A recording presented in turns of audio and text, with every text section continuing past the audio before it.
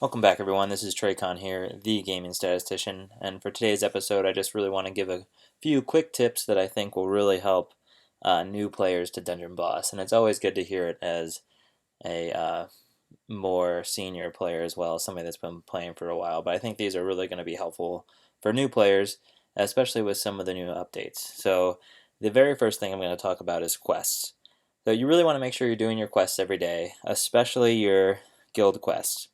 The easiest way to be liked by your guild and be able to stay in a good guild is to make sure you do your guild quests every day and get these crowns. If you do that and get the crowns, and it really doesn't matter what level you are, you can be the lowest level guild ever, all level 1s, as long as you get your crowns, you can be a leader in guilds. So if you look at guild here and leaderboards, if you are a leader in guilds, it's all just based on guild crowns earned. And so you can be a bunch of low levels and still be the top guild, which gives you huge rewards.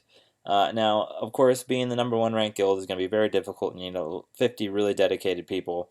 But as long as you get this 6,000 crowns a week, and that's not hard at all. It's very easy for every player to average 20 crowns a day. And if you average 20 crowns a day, you're going to easily beat 6,000 crowns a week, and everyone's going to get a free heroic summons every week, which over time really adds up and helps a lot with those more difficult to get heroes from the heroic summons. So make sure you're doing those every day. Another thing with quests, and I wish I had done this now, but I didn't care about it as much at the time. I just wanted to level as quickly as possible. The only quest you should hand in that requires you to gain experience is the guild quest. Whatever one, there's usually one guild quest a day that will also give you player experience, and it's only 50 experience. So you want to turn that one in. So guild gold collection, I'll turn that one in. I get 50 experience. You don't want to do any of these other quests. So yes, I completed them, but I'm not actually going to claim them. So that's 175 experience, and then when I finish my uh, 2 PvP wins, that's another 50 experience. So I'm not going to take that 225 experience. And it's really important because you want to spend as long as you can at each level.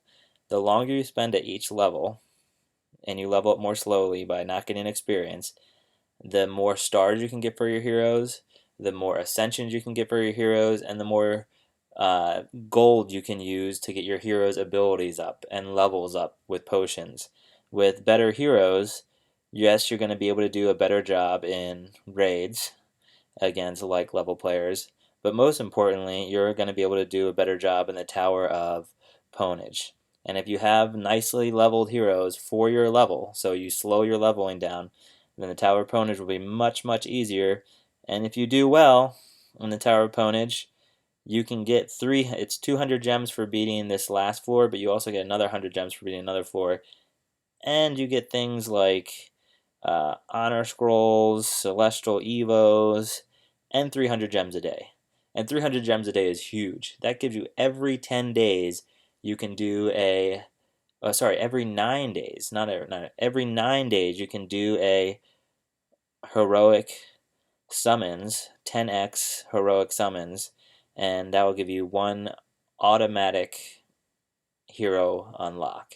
And these heroes in the heroic summons, one, are very good, and then two, are actually quite difficult to get though, because you can really get most of them only in the heroic summons or if they have special events. And the special events for them don't happen that often. So the heroic summons is really the main way. So getting those gems quickly will be a good way of getting yourself a lot of the heroic heroes. And the best way to do that is in the Tower of Ponage.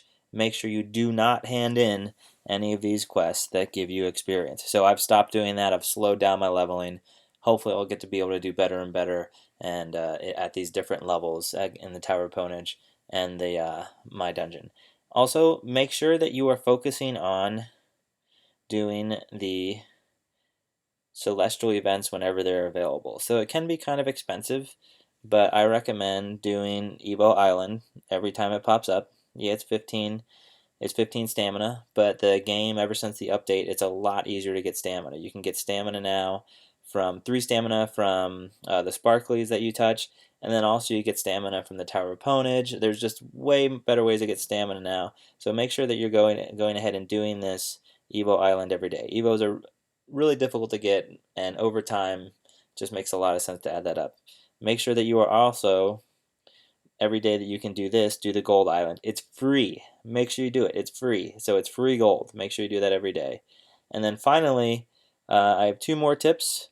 One of them also has to do with gold. In terms of upgrading your chest, I would say focus on getting the gold generation first. I think this gold protection doesn't make that big of a difference. It's more about the gold generation. So the faster that you can get yourself gold, the better. So you want to get the gold generation as high as possible, and then with leftover hammers, you can see I've been doing the gold protection. But I focus on the gold generation, make sure that's maxed out, and then gold protection I do as I can. And then finally, the last tip has to do with your heroes. So it's important now with the Tower of Ponage to really have most of your heroes as high as a level as possible. So you can see I have almost all my heroes up to level 40. I still need to level Augustus, but I also think that it's unreasonable, although, to try, even if you have all your heroes at high levels, to actually have them be able to have the highest abilities, because the abilities are just really, really expensive. I recommend having 6 to 7 heroes where you have their main abilities are within 2 or 3 of their hero level, and then the rest of your heroes, I'd say focus on getting their abilities to maybe half of their hero level. If you can get the rest of your heroes to half of their hero level, it's good. And the reason I say that is if you look at his abilities, so if I leveled up Willow's ability here one more time, it's 5 more damage for 23,000 gold. If I go to Augustus, and I kept him at this low level just for this video, I'm about to level him up, so I'm going to level him up and get him some more levels with, potions and those things, but the important thing here is the abilities. So if you look at his tier 1 ability, you upgrade it, it's 3 more damage for 500 gold. So if I want to get 5 more damage from his ability, all I have to do is upgrade this one twice, and that costs 1,500 gold, and I got 6 more damage versus the 5 damage that it would have cost to get Willow up her ability for 22,500 gold. Much more expensive. But you do need a main core, though, of 6 or 7 heroes that are close to their abilities as high as possible, but then the rest of them, it's so cheap. Make sure that you're not just leveling one hero at a time, but I'd say keep their levels high, but then their abilities, also try to get them, as you can see I have a lot of my abilities between 20 and 30 for what I would consider my second core of heroes. And I think that'll really help you out in the Tower of Ponage a lot. So I hope this video helped anybody that's new to the game, and I hope you're enjoying the game as much as I have. Make sure that you keep coming back. I'll be doing dungeon boss videos pretty much every day. Peace.